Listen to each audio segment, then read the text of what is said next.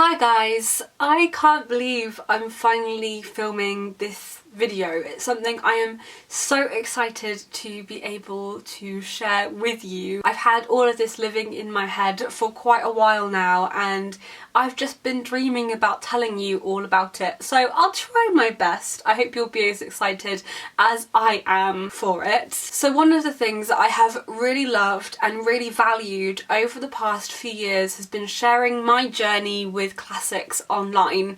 It's something that I accidentally fell into. I began talking about a few classics and began to read more of them. Then people kind of liked it, and then more people liked it, and suddenly that was just what I loved more than anything. And I have loved being able to talk about that online and to be able to facilitate conversations about classics, to show that classics don't have to be intimidating, they don't have to be scary, that I think that there is a classic for everyone and that anyone can read classics if they would like to. So that's what I've really loved over the past few years, and hopefully you've loved it too. You've probably seen my confidence grow as I read more classics, and to know that my passion has grown alongside that too. And so what I'd like to do now is to give back. And I would like to encourage lots more of you to read classics, to either start reading classics, to read more of them, to challenge yourself to read harder classics or longer classics, or just to read classics, to spread the love for classics, because I think that reading books written in the past is one of the best things ever, and I'd love to spread that love to more people. So I have been working for the past while on creating my own year-long reading challenge, a year-long classics challenge where I try to read more classics, where you try to read classics, where all of us can gather somewhere to talk about the books that we really love reading, or we might not love yet but want to love. So I have been working on building a classics community. This is the hashtag ClassicsCommunity 2020 reading challenge. In 2020 we are going to aim to read as many classics all together as we possibly can, and we're all going to join together as one community to do so. I have always felt like when I'm talking about classics online that it's a very small percentage of the overall book community, or that it's very difficult to find people who do talk about classics, whilst there are people who do, and I have found lots of channels that I loved, which hopefully over the next year I'll be able to talk about and spread the word about a lot more. I found that even though there's a lot of us, it feels like there's very few of us. And so in creating the classics community and helping it to grow, I'd like to show that there are a lot more of us than it seems on the surface. And hopefully by the end of 2020 there will be even more of us than there are now starting out. So I will share some more details with you of how you can be part of the classics community and how you can join in with the classics community reading challenge next year. So this is a year-long reading challenge starting on January the 1st wherever you live and ending on December the 31st. You can join in wherever you are in the world. You don't have to be in England, you don't have to read classics in English, you can read classics in your own language or translated versions of classics. You can read classics from any time period too. So as always, I like to keep this as open as possible because I don't want to put too many rules and constraints on it, because I do think that that can be quite discouraging. We'll be starting in January with the first of the Classicathons. So for the past few years I've been running the Classicsathon, which is a month where we try to read as many classics as possible. So we're going to be kickstarting our reading year during the first 2 weeks of January with a dedicated Classicsathon as part of the wider classics community. So as part of that, over one of the weekends I will be doing a live show, probably on Instagram and maybe on YouTube if that's something you'd like to see. I'll be doing reading vlogs and dedicated classics videos, and hopefully lots of you will kickstart your reading year by reading classics classics and joining in with it. But going back to the main year-long reading challenge, the aim is to read classics, and you can set your own challenge. The baseline challenge is to read at least one classic every month during 2020, so that's 12 books overall. So my classics reading goals for 2020 are going to be to read at least 25 classics, because I find that that's a good number for me that is very achievable. I'd also like to read more Edwardian classics,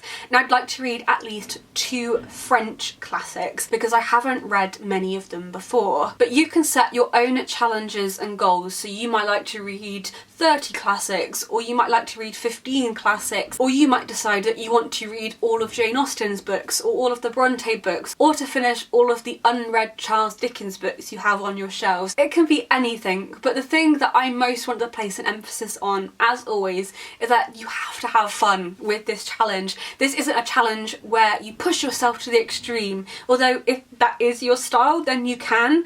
I want this to cultivate a love for classics. So if you haven't read any classics before, or don't feel confident doing so, or don't feel like you're good at reading classics, then this is the challenge for you, because I want it to be something that encourages you to grow in confidence as the year goes on. You might have seen on Instagram for the past few months I've been tagging my pictures with hashtag ClassicsCommunity, and some of you have caught on to this because I've seen you using the tag too, but that is the dedicated tag that we are going to be using on Instagram and Twitter and across all social medias. I'll be sharing what I'm reading on Instagram using hashtag ClassicsCommunity. There will be live shows, and there's also a Classics Community Goodreads group with dedicated forum and discussions and pages, so you can join in there too if you'd like, and there'll be all the links in the description where you can join in. I'll be sharing your classics pictures on Instagram and Twitter if you use the hashtag, and hopefully following lots of you who join in too. I'm going to be doing picture challenges, and there'll also be a highlights on my Instagram page where you can screenshot templates to put on your own stories to share what you've been reading, what you've thought of it, and also to share your goals leading up to the end of this year as we begin next year. I also just want to fill YouTube with lots of classics love. There are lots of channels who talk about classics, lots of people who decide to discuss classics on their channel, but I don't feel like we're one big community yet, and I feel like there could be lots more of us out there if there was something like this. So there will be lots more classics related videos and vlogs from me coming in 2020.